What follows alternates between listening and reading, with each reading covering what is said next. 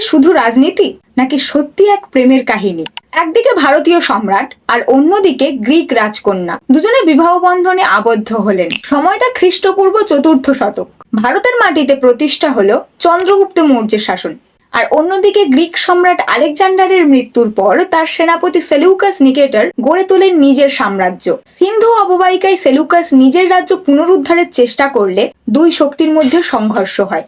কিন্তু যুদ্ধের শেষে কি হলো জানেন কি? সেলুকাস পরাজিত হয়ে এক অদ্ভুত সিদ্ধান্ত নিলেন। নিজের কন্যা হেলেনার সঙ্গে চন্দ্রগুপ্তের বিবাহ দিলেন। এর বদলে চন্দ্রগুপ্ত দিলেন 500 যুদ্ধ হস্তি। যদিও ইতিহাসে এই ঘটনা বিরল নয়, তবু একটা প্রশ্ন থেকেই যায়, এটা কি শুধু রাজনৈতিক চাল, নাকি ইতিহাসের পাতায় লুকিয়ে থাকা সত্যি এক প্রেমের গল্প? যদিও প্রেমের কোনো নির্ভরযোগ্য লিখিত প্রমাণ নেই, আপনার কি মনে হয়, রাজনীতি নাকি ভালোবাসা? আনাচে কানাচে লুকিয়ে থাকা ইতিহাসের এমন অজানা গল্প জানতে ইউটিউবে সাবস্ক্রাইব করুন এবং ফেসবুকে ফলো করুন কাল গল্প, অতীত আজ গল্পরূপে।